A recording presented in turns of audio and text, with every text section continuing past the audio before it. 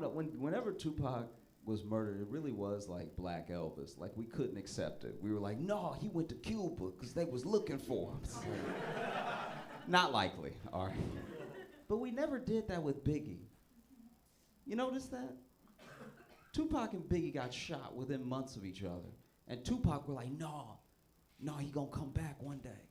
And Biggie, we were like, yeah, that checks out. That's wild. I can't help but think it's because Biggie was heavy. I think deep down we know if it wasn't the bullets, it would have been butter. You know what I mean? Like, Biggie was not long for this. It was gonna be the streets or the kitchen. One of them was coming for Biggie. You know? I don't know if y'all remember this, but back in the day, before the pandemic, they were talking about putting Harriet Tubman on like the 20 or something. I don't even remember what bill it was. And it was like, everyone had an opinion immediately. There were people who thought it was great. There were people who didn't care, you know, a little bit, and then it turned out they cared. You know? And then there were people that were like, no, we can't have this happen. You know? And then Mnuchin said he'd block it, and he did, you know, so it never happened. But I'm not gonna lie, I don't know if I need Harriet on the 20. What bothers me the most is how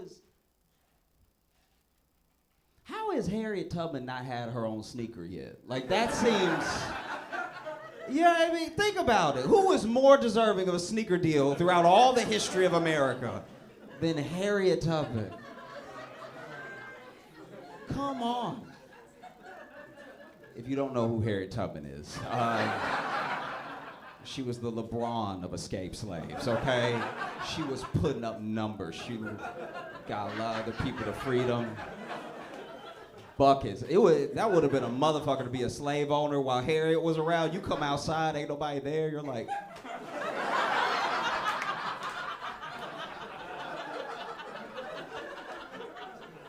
the commercial writes itself. It does. You know, I just beat the Golden State Warriors in my new Adidas Maxes. And it's like, oh, I ran to freedom. How about that? How do you beat that shoe? You don't. I do wonder, and this is a genuine question. I'm being sincere. This isn't like, I'm not gonna make fun of you or anything. Does anyone here believe in aliens? Okay, so this is my thing. I believed in aliens so hard when I was little. Like, when I was a little kid, I was like, it's just us in the whole universe? Come on, really? Just us? A whole universe? That seems wild, right? And then as I get older, it's becoming harder for me to believe in aliens. Because, especially after everything up until 2023, it's hard to believe in aliens because Trump didn't mention it while he was president. Like, that man told every secret. Anything they told him, he told us in an hour. Like, they would be in the room with this man and be like, you're not gonna tell anybody, right? And he's like, no. And then he leaves and he's like, folks, like, that was, he could not keep a secret at all. He had the leakiest White House of all time. And he never mentioned aliens, so now I'm like, maybe not. I don't know what to tell you. It's a tough one. For the people who believe in aliens, once again, I'm being sincere, I wonder if aliens haven't made broad daylight obvious contact with us because they think we're boring or because they've seen how we treat each other. Do you know what I mean? Like, if I was an alien above Earth looking down all this time, I'd be like, oof, they don't even like when you have different skin.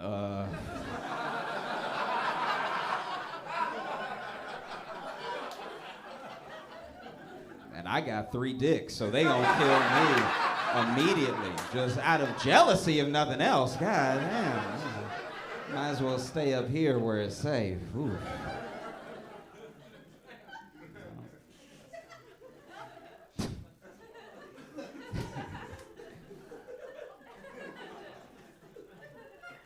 I feel this is a weird thing. I respect that people have to be like choosy when they're dating, and sometimes you have to make choices based off, like you get a little inkling of a thing and you call it a red flag, or because you're like, I know how it's gonna go after that. And sometimes people are overly harsh about that, but it's necessary, you know? Like I think about my friend, I went to a club with my buddy, and he had a full, like, almost rom-com experience. He saw this woman across the club, truly across the club. He was like, the light was just shining on her a little extra, you know? So then my man made his way over, and it was almost like the dance floor was parting as he was walking over to her. And then he gets up to her, he lays his thickest game on that he has. He's like, hey, how you doing? You know, mind if I buy you a drink or something? And she turns around and looks him up and down and goes, oh, no. Nah, that's not what we doing. And he tries one more time. He's like, why can't I buy you a drink? Get to know you. We might like each other. And she looks him up and down again, and she goes, your shoes. Which I know, that sounds super vapid. That's wild. It sounds really materialistic, but I'm not gonna lie. I'm on her side. Because when he looked down, both his shoes were untied. And it's like, yeah, bro, how did you? There's no better way to walk up to a woman and be like, you have to take care of me eventually, than to have both your shoes untied when you approach the conversation. How'd you even make it over without tripping? It's crazy. Dude, one shoe could happen to anybody. Both shoes hasn't happened since the 3rd grade, all right? If you approach a woman with both your shoes untied, you might as well walk up with a glass of milk in one hand and a cookie in the other. Talking about, you wanna be friends? Because that's what the fuck you look like with both your shoes untied. It's insane.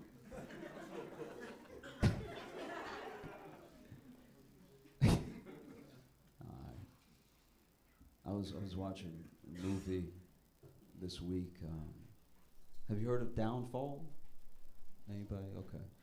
It's a German movie, and it's about the last 10, 12 days of like Hitler and the Third Reich. It was like when they were losing the war, and it's from the account of the secretary that was in the bunker, of just like, you know, Hitler was freaking out and everything.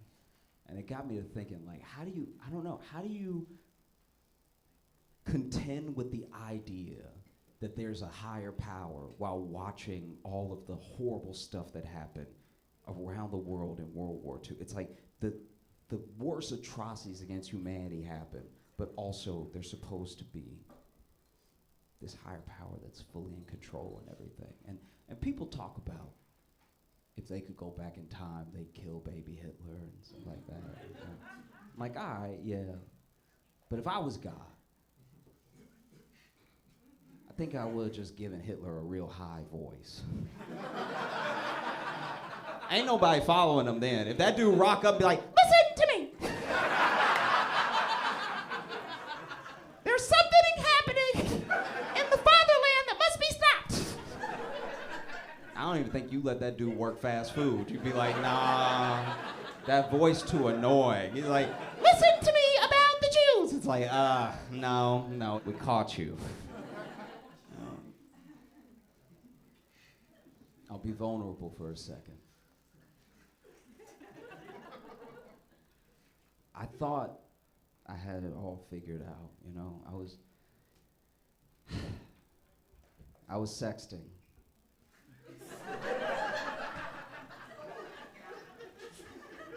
And sexting's a very precarious situation. You want to make sure you're sexting at the right time, you know? Because if it's like 8 o'clock, you still got other people texting you, you know? You don't want to accidentally send a text that's incoming to somebody because you opened the thing, you know what I mean? And it's also like, what if you're not that skilled? Like, what if I'm not good texting with just my left hand? Now you texting typos and stuff. It's knocking the sexy right out of your sexting. You know, it's like, I'm gonna fud your bass. It's like, nobody's into it now. You know? So I had an idea. I was like, this is what I'm gonna do. And I didn't talk to anybody about it. I had never heard anybody doing this, but in my mind, it was the best thing to do. I was like, I'm just gonna speak to text. So that way I don't gotta worry about the other hand and everything, and I can just like get in the zone and stuff. I don't have to worry about other people texting me and everything. And it went horribly wrong. Because I wasn't at home. I was at my childhood home. So I was in my room, but it wasn't my house, you know? And it was, 9 o'clock or so, and we were sexted. Look, I'll read you the thing right now. This is what. Okay. All right. So she's like, "Oh, okay. And what's good? What would you do if you were here right now?" And then I was like, "Girl, I would tear those clothes off. And Mom, what are you doing in here?"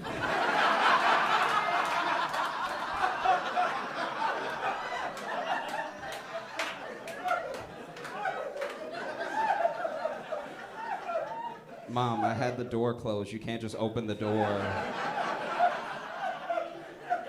I was just coming to see if you wanted dinner.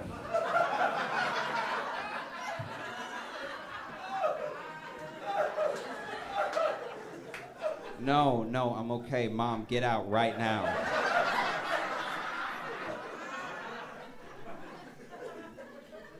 Boy, how you gonna tell me to get out somewhere in my house?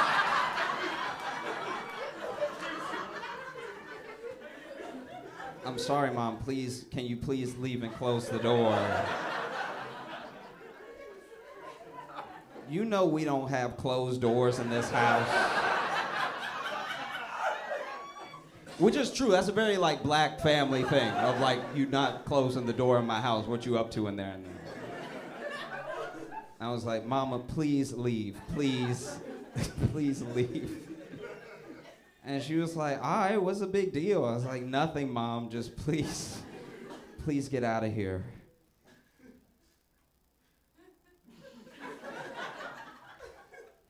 So anyway, girl, I would say... All right, thank y'all so much. Y'all have a great night.